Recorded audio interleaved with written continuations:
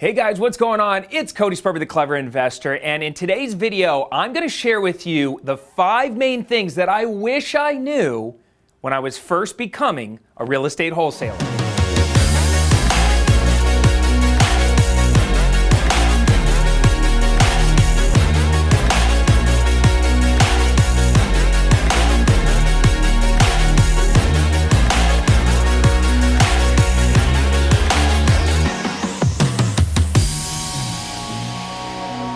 All right, so like I said, in this video, we're gonna cover the 5 main things that I wish I knew when I was first getting into real estate wholesaling. Now, you guys know me. At this point in my career, I've been doing this for over 14 years, done over 1,000 houses, been featured in every major publication out there, millions of social media followers, been on national TV, house flipping shows, making money, having fun, teaching you guys. It's been an absolute blast. But I wish I could give my younger self this advice. It would save me so much stress, so many headaches, and give me so much more confidence to just move forward. I believe with all of me that I'm the best educator in the game. So pay attention, take good notes, and if you get something out of this video, make sure you drop me a comment down below with your thoughts on this one.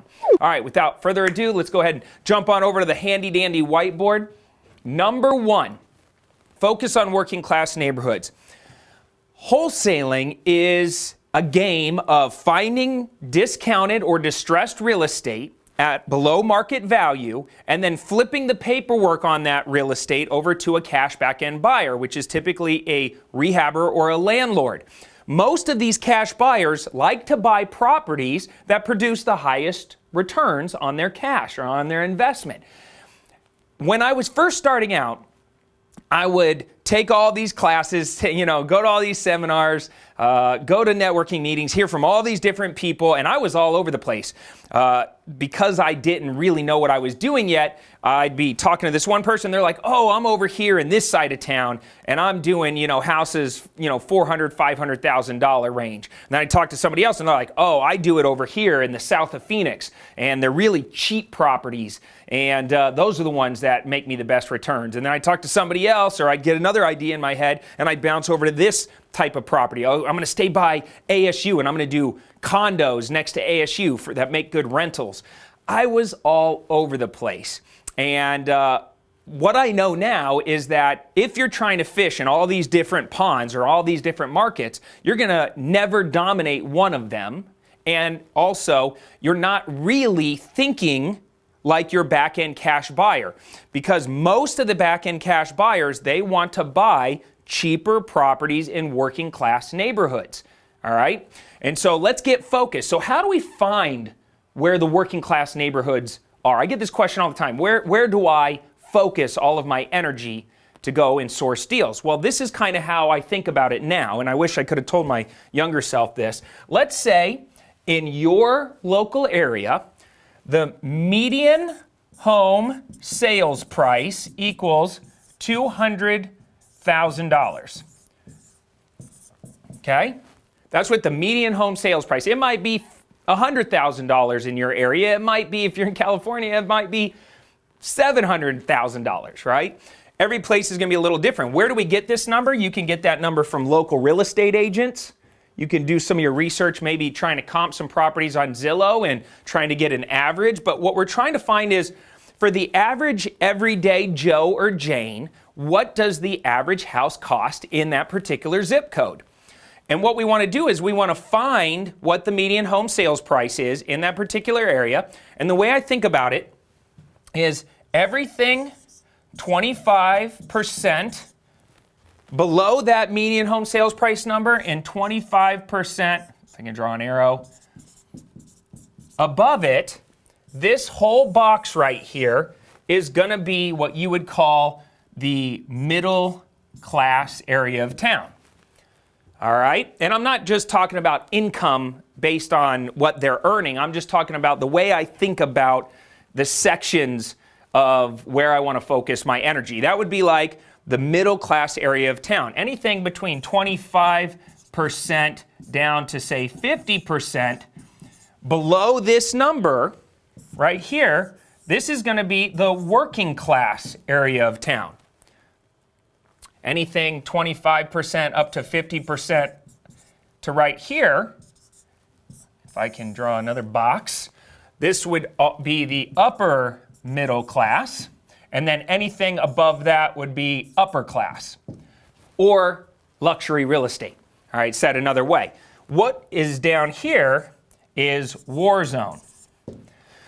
So the way I think about it, even though there might be a niche of people that like to buy war zone properties, the majority of cash buyers really want to play right in this area right here, right? This is the sweet spot. And how we know that is we can actually do research. We can pick a zip code and run a report of all the cash transactions within that zip code. And the way I think about it is, step one, I want to find the median home sales price of that zip code. Step two, I want to see how much cash buyer activity is happening in this section. And if there's a lot of cash buying activity, then it's probably a zip code or an area of town that I want to focus my marketing on. All right, so that's number one. Focus on working class neighborhoods.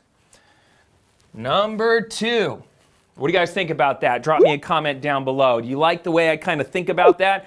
Ultimately, I don't want to focus on luxury because I know not a lot of people can pay cash for luxury. The upper middle class, while it might make for some good rental properties, maybe even some good fix and flips, the reality is my cash buyer pool is going to shrink. War zones, probably going to shrink as well, just because too many people are worried about getting their tools stolen or not being able to turn the properties fast enough. Moving on to number two, this piece of advice is so vital, I wish I could share it with my younger self. Dominate agent relationships. Why do I want to focus on agent relationships in the beginning? Well, it's because leverage is power. Each day, you're going to work really, really hard to, source deals and find cash buyers and build relationships. And there's only so many phone calls you can make, only so many offers you can write, only so many deals you can go out there and do research on. And agents, they do this all day long, every day of the week. Good agents are 24/7. And they're experts at what they do. They research the local market. They know about every single house that's currently on the market, houses that are about to come on the market through their network and their relationships. They're always out hunting for deals and opportunities, right? They're commission-minded. They want to make money, and this is their profession. And so for me, in the beginning, I didn't really quite understand the value of what if I go out and get one agent to bring me deals. And then I get that relationship and I really dominate it and I build a really strong rapport with that agent. We get a good working relationship going, and then I go get another one. Then I get another one. Then I get another one. All of a sudden, what would your life be like if you had 50 agents right now bringing you deals? You'd have a tremendous amount of deal flow, pocket listings, pre-listings, and you would know pretty much everybody in the game that's active and that's investor friendly. And all of a sudden, you'd have a lot of deal flow, and you'd be writing a lot of offers and making a lot of money. So I would focus on dominating agent relationships. How do you do this? First off is get referrals. Probably spelled that wrong, but get referrals. Who do you want to get referrals from? Other real estate investors. You want to get referrals from your closing agent, right? You want to go to networking events.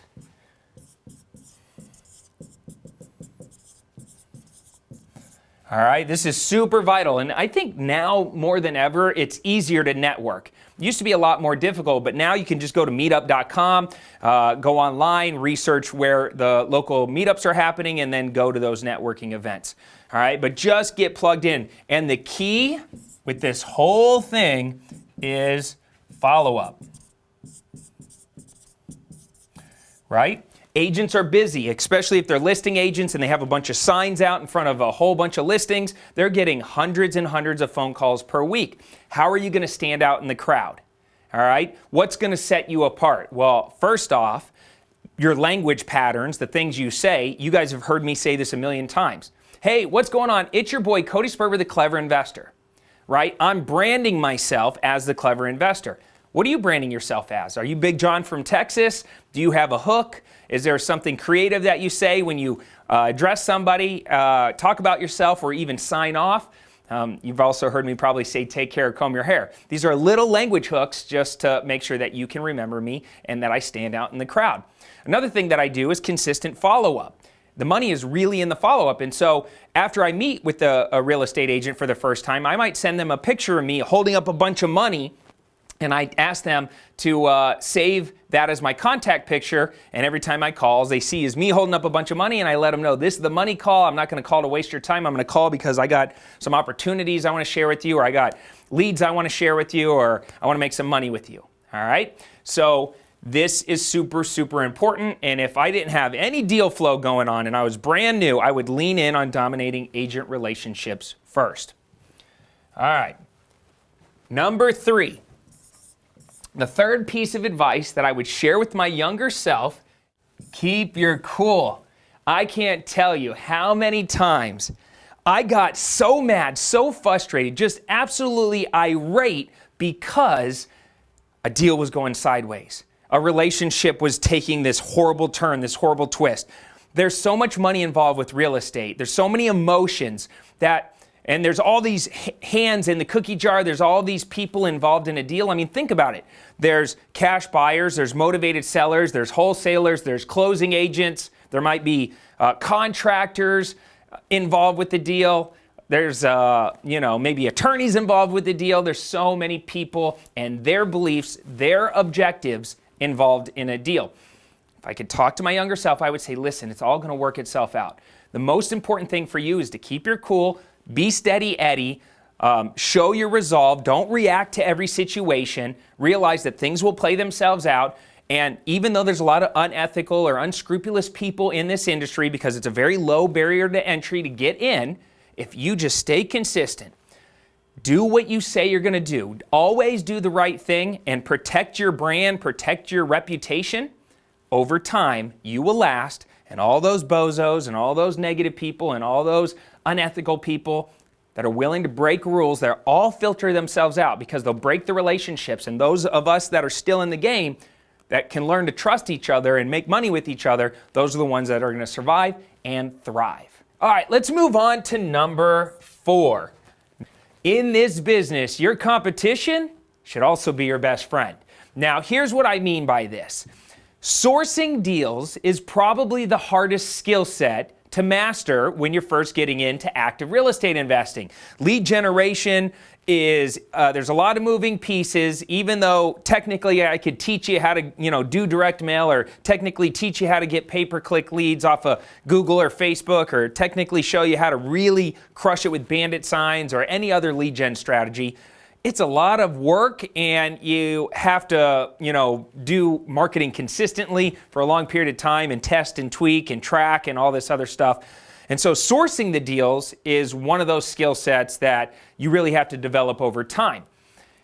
However, there is 2 sides of a transaction, right? There's the acquisition. It was like the weirdest cue ever. Anyways, there's acquisition and there's disposition, right? So there's the buy side where it's you and the motivated seller. And like I said, you need to know how to do the lead generation and negotiate and fill out paperwork and contracts and all that stuff. So this side is the hardest side. The disposition is where it's you and the cash buyer. Right? So there's really only a couple types of paperwork that you really want to master, and really learning how to find cash buyers and build your cash buyer list. That's really the main skill set that you want, is how to sell the properties to your cash buyers when you're doing dispositions. And so right now there's wholesalers that are active in your local area that already are outsourcing deals. They have available inventory. Well, if you show up and you have a strong cash buyers list, you guys can work together and do what's called co-wholesaling, where they bring the deal and you bring the buyer. You guys match everybody together and you get paid a co-wholesale fee. Everybody wins in that scenario. Now, the reason I love co-wholesaling is because there's lots of money available to be able to do these deals. It's much simpler, and you can even do it virtually. I know a lot of people that meet somebody, let's say in a Facebook group, right? And they build a good relationship with each other, and one side sources deals and the other side does the disposition, or vice versa, right? And so if you want to do some virtual investing, co-wholesaling is probably where you want to start. All right, so that's number 4. I wish I would have focused in on that a lot harder and stopped looking at them like competition and really went out and built relationships with all the local wholesalers in town and really just stayed on top of what inventory they had. That way I could just pivot all my focus onto building a cash buyers list, and then after I did some deals, I would be able to go and learn how to source deals myself. All right, so that's number 4. And number 5, what do you guys think so far? If you like what I'm talking about so far, smash that like button and make sure you subscribe to my YouTube channel so that way when I come out with future videos, you get notified. All right, number 5. This one is so vitally important. If I could take young Cody and just sit him down and say, listen, brother, you're going to make, if you stay consistent, if you keep working hard, if you keep that good attitude, you're going to end up becoming a real estate millionaire, right? You're going to make lots of transactional money, lots of profits. You're going to flip over 1,000 houses over the next decade. However, you're going to make one critical mistake unless you do this one thing. So don't screw this up. Just do this one thing, and by the time that decade goes, you will be sitting pretty for the rest of your life. And that's keep the grand slams, all right? It is so vitally important to cherry pick out your best deals and keep them to build long-term wealth. I love active real estate investing. It's made me a fortune. However, if you stop wholesaling, if you stop rehabbing, then you stop making money.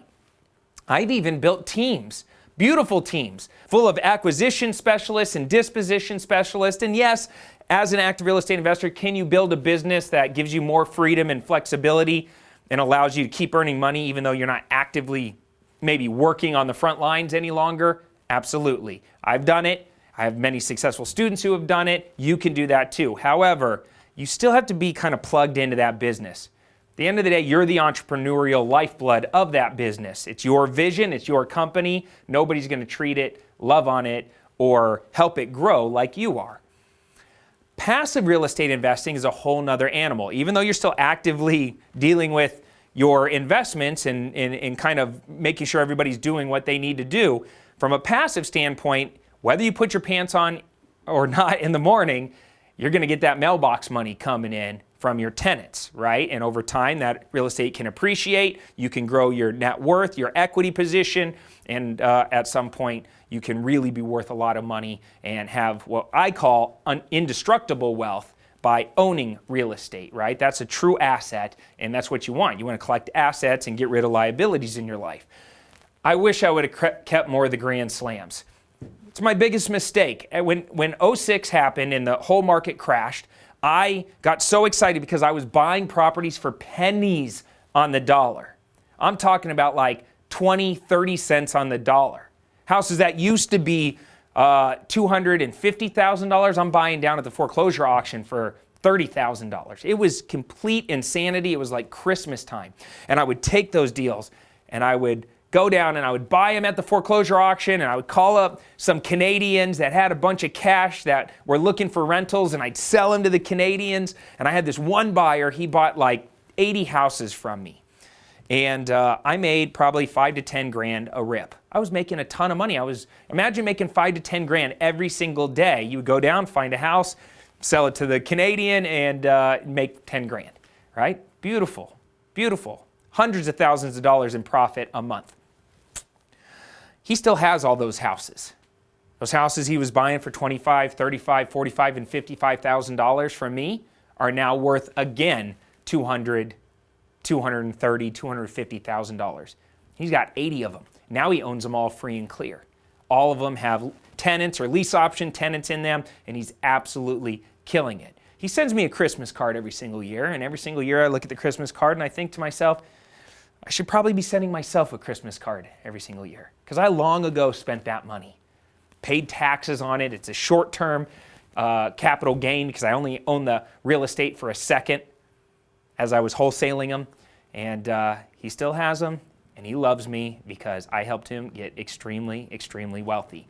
Now, if I could go back in time, I'd be telling myself these 5 very important things. Just Cody, make sure that you focus on working class neighborhoods, really zero in and dominate a particular target area where most cash buyer activity is. Cody, make sure that you dominate those agent relationships, right? Really leverage all the other real estate enthusiasts in your local area and get them all bringing you deals, and make sure that you just focus on the follow-up and be consistent with them, and stay to your moral code, because there's a lot of unethical people. Just, Cody, keep your cool. Don't screw this up. Just keep your cool. Don't bend the rules or break the rules. Don't go into the black. Don't even really, you can kind of tippy-toe in the gray area, but like really keep your cool and make sure that you just stay consistent and you protect your reputation over a long period of time. Lots of people will want to do business with you. Become best friends with wholesalers. It's really important that you network with your competitors so that way you can sell their deals and vice versa. Sometimes you might get a deal but you don't have a buyer and they can help you move the property. Plus you could do some virtual stuff. And most importantly, cherry pick out your grand slams so that way you can build that indestructible wealth, that generational wealth, and protect you and your family forever. Listen, at the end of the day, I hope these 5 lessons or these 5 pieces of advice really help set you off on a path towards prosperity and help you dominate as a real estate wholesaler this year. Now, with that said, I want to send you off into the sunset with one last piece of wisdom. Looking back, I wish I would have stopped caring so much about what everybody else around me thought. Everybody had an opinion when I was first getting in the game. Do this, don't do that. Try this strategy, don't do this strategy. That doesn't work. I've tried that in the past, right? Everybody's got an opinion. Everybody thinks that they're Mr. or Mrs. Know-it-all when it comes to you living your life and you dominating this business. What you need to do is cut through all the noise and, like a horse with blinders on, go find a mentor, somebody playing the game at the highest level, because the truth of the matter is success leaves clues. Go find somebody playing the game at the highest level and mirror and model exactly what they're doing. Listen to what they're telling you to do and follow it step by step. If you're listening to too many people, if you're listening to too many podcasts, if you're listening to too many real estate gurus, you're going to get confused and overwhelmed. And I had that challenge in the beginning. It felt like I was drinking from a fire hose, and I was only getting little pieces of information from all these different sources, and I completely melted down, and it caused me to not only feel overwhelmed, but get frustrated, pissed, and even feel like I wanted to blame everybody else for my own shortcomings, right? That's not what you want. You have greatness inside you, and there are mentors out there right now that want to work with you. Don't try to find 5 of them. Go find one that you really resonate with and just mirror and model exactly what they're doing, and you yourself will become successful. And then eventually you can add your own flavor to it. All right, that's all the advice I have for you in this video. I hope you got something from it. I'm Cody Sperber, the Clever Investor, signing off for now. Take care. Comb your hair. Till next time, Sperber out.